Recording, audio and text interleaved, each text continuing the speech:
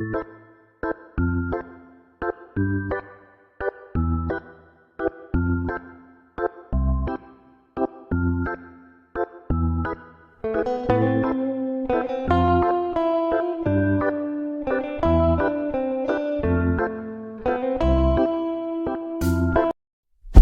over the weekend, we got some bombshell news about Social Security from Elon Musk's Doge team. Here is Elon's tweet here. Just learned that the Social Security database is not deduplicated, meaning there's duplicates of all of these Social Security numbers, meaning you can have the same Social Security number many times over, which further enables massive fraud. Your tax dollars are being stolen. This is stunning.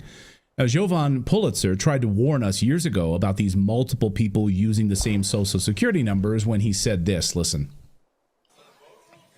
We discovered 10,000 people using the exact Social Security number. See if this one rings true. You take an illegal, you bring them in. They sign a piece of paper promising to pay taxes. What they get is a Social Security number. So the employers can take out the taxes. Put a pin in that. Here's what they Okay. Let's bring in Dan Geltrude. He's America's accountant, author of Positive Financial Karma.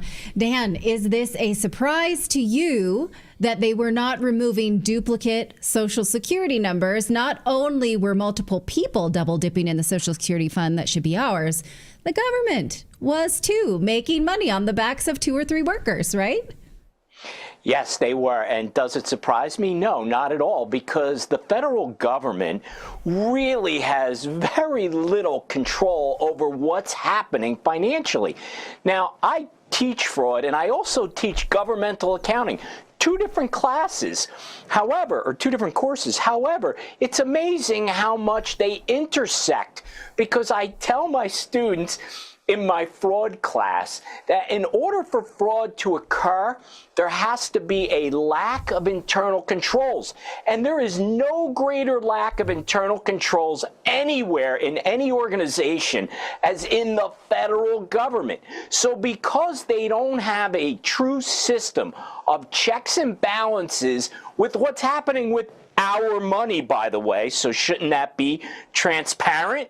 Right? We should know where our money is going, but we don't. So this weakness in terms of in Social Security, where you could have not just duplicates of a Social Security number, but many, many people using the same Social Security number. And I'll tell you another thing that they do. Although they may be paying into Social Security because it's required to be withheld by the employer, right? They don't withhold any income tax. So therefore, because the Social Security number is never going to be traced back to that person, they actually end up paying no federal income tax. So we always hear the story, all these illegals, yeah, but they're paying taxes. They're paying taxes. So they're not actually paying taxes. Well, they may be paying on the Social Security side, yes, but they're not paying on the income tax side. So remember, those things are supposed to be kept in separate buckets, which makes you wonder what happened to all the money that was supposed to be in Social Security, right? But that money, of course, is being spent, so it's not there. So you end up having a double whammy where Social Security is falling short, and you're not getting the income taxes that you're supposed to be collecting. So if I could just play out these numbers. Let's say we have 100 people using the same Social Security number. That means the government has been able to collect on 100 people on the same number. So Social Security then in that instance would have more money. Why do they continue to tell us that it may be insolvent soon, that they're running out of money? It's almost as if they're not telling us that they're collecting on these 100 hypothetical slaves, which we know are not hypothetical. Right. Right. So my understanding of what's happening there, and it's a great point, is that when they ultimately realize that there is a duplication on the same Social Security number, that money, those additional payments on Social Security is going into a separate account, some type of, we'll call it a suspense account. Now, how that money is being spent, that those double, triple, quadruple payments on the same Social Security number, we're still waiting to find out where that money went. So it seems as if that's not going into Social Security and it's going somewhere else. Wait. I'm sorry. I just can't with these. I can't let this go. So then we as taxpayers pay to support illegals in their programs, but we don't get anything in return since they're not actually working into our system. Is that correct? Yes, it appears that way based upon what's being uncovered at this point. Yes. So it seems you talk Very about disturbing. fraud. I mean, right? You talked about intent, right? So with fraud, I mean, it seems like there's some kind of hidden intent here that we're just starting to peel this onion back on, and there's some sort of massive, maybe hidden government agenda here with this, whether it's funneling this money through some sort of money laundering scheme to NGOs, which was facilitating this illegal immigration in the United States, which we now know at huge amounts. They were all using almost the same address too. So many of these illegals that had these Social Security numbers, they don't have the same address. Like, how difficult is that to track down? You'd have to be willfully dumb, willfully blind to not see this massive amount of fraud. Well, what's really stunning to me is when you have duplicate Social Security numbers, that it's not being kicked out of the system immediately. And that should be the first line of defense, but it's not there. So when you say, well, what's going on? And yes, fraud is about intent. It's the intent to deceive. So now let's talk about what's going on here as to why it would be allowed. So you have this money coming into the system, right? And then we're seeing this with USAID, right? So this money goes into a fund and it's being spent and nobody knows why exactly it's being spent. Now, if you look at what motivates politicians, right, it's about votes. So essentially what happens here, in my view, this is about buying votes. It's subversive, but you have a politician who's out there in their district and so on, or their state, saying, well, we're supporting this and I'm supporting that. Well, yeah, they're supporting these things with our money that we're not aware of. And therein lies the problem. If all of this was disclosed, then the American people can decide with voting power whether they agree with it or not. The problem is that we don't know about this. And that's why there's so many people up in arms saying, wait a minute, Elon Musk, he wasn't elected. He can't be doing all this stuff. They're afraid of what's going to come out.